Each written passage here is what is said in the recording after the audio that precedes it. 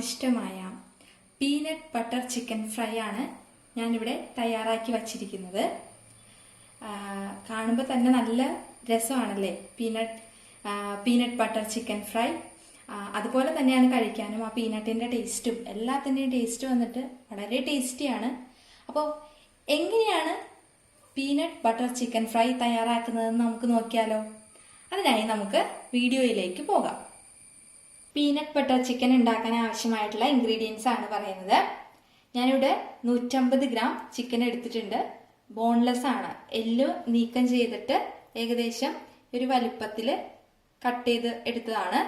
പിന്നെ ഇതിന്റെ main ingredient ആണ് ഈ ഇരിക്കുന്നത് പീനട്ട് ബട്ടർ. ഒരു 2 ടേബിൾ സ്പൂൺ പീനട്ട് ബട്ടർ ഞാൻ എടുത്തിട്ടുണ്ട്. 1 സ്പൂൺ ജിഞ്ചർ ഗാർലിക് പേസ്റ്റ്. ഇതിവിടെ ഞാൻ എടുത്തിരിക്കുന്നത് സവാള പേസ്റ്റ് ആണ്. ഇത് ഒരു മീഡിയം വലിപ്പമുള്ള ഒരു സവാളയാണ്. മീഡിയം വലിപ്പമുള്ള ഒരു സവാള പേസ്റ്റ് ആക്കിയതാണ്. 1/4 സ്പൂൺ മുളക് പൊടി, 1/4 സ്പൂൺ മല്ലിപ്പൊടി, 1/2 സ്പൂൺ ജീരകം പൊടിച്ചത്, 1 സ്പൂൺ നാരങ്ങ നീര്, 1 സ്പൂൺ സോയാ സോസ്, ഉപ്പ് ആവശ്യത്തിന്. നമുക്കിനി ഇത് മിക്സ് ചെയ്യാം.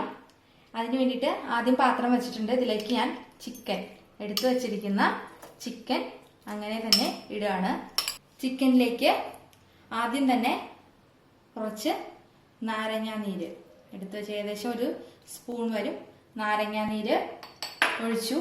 ശേഷം ഉപ്പ് ഏകദേശം 1 സ്പൂണിൻ്റെ അടുത്ത് ഉപ്പ് ചേർത്ത് കൊടുത്തു. ഇനി ഞാൻ നന്നായിട്ടൊന്ന് ഉപ്പ് ചേർത്ത് ഉപ്പും നാരങ്ങ നീരും ചേർത്ത് നന്നായിട്ടൊന്ന് മിക്സ് ചെയ്തു. അടുത്തതായി ginger garlic paste, onion paste, ജീരകം പൊടിച്ചത്, മുളക് പൊടി, മല്ലിപ്പൊടി. അപ്പോൾ ഇത്രയും ചേർത്ത് നമുക്കൊന്ന് മിക്സ് ചെയ്തെടുക്കാം. ഇതിലേക്ക് സോയാ സോസ് ചേർക്കാം. അതും ചേർത്തൊന്ന് ഇളക്കാം. ഇനി നമ്മുടെ പ്രധാന ഐറ്റമായ പീനട്ട് ബട്ടർ ഞാൻ ഇതിലേക്ക് ചേർത്ത് കൊടുക്കാം. ഏറ്റവും അവസാനമാണ് ഇപ്പോൾ പീനട്ട് ബട്ടർ ചേർക്കുന്നത്. നന്നായിട്ട് മിക്സ് ചെയ്യും.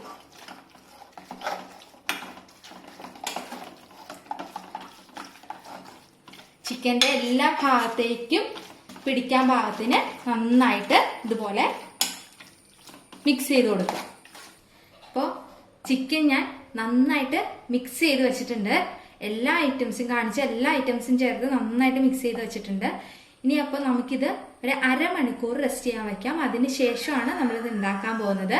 അപ്പോൾ അരമണിക്കൂർ കഴിഞ്ഞ് നമുക്ക് എടുക്കാം. അപ്പോൾ അരമണിക്കൂർ ചിക്കൻ റെസ്റ്റ് ചെയ്യാൻ വെച്ചിരുന്നു, ഞാൻ എടുത്തു. അപ്പൊ ഇനി നമുക്കിതൊന്ന് ഫ്രൈ ചെയ്തെടുക്കണം. അതിന് വേണ്ടിയിട്ട് പാത്രം വെച്ചു, അത് ചൂടായിട്ടുണ്ട്.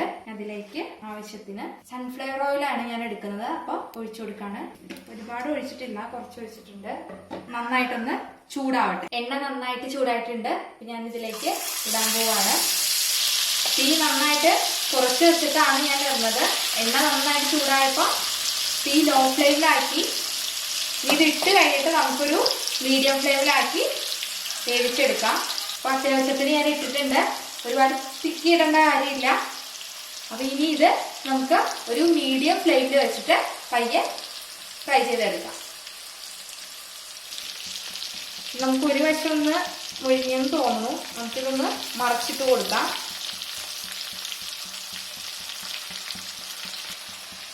ഒരു വശം നന്നായിട്ട് ഫ്രൈ ആയിട്ടുണ്ട്. അപ്പോൾ ഞാൻ മറ്റേ വശം കൂടെ മറച്ചിട്ട് കൊടുത്തിട്ടുണ്ട്. നമുക്കിനി വെയിറ്റ് ചെയ്യാം. ഇത് ഏകദേശം റെഡി ആയിട്ടുണ്ട്. ഞാൻ ഇതിനൊരു പാത്രത്തിലേക്ക് മാറ്റുകയാണ്. ശേഷം ബാക്കി എടുത്തു വച്ചിരിക്കുന്നത് കൂടി നമുക്കിതുപോലെ ഫ്രൈ ചെയ്തെടുക്കാം.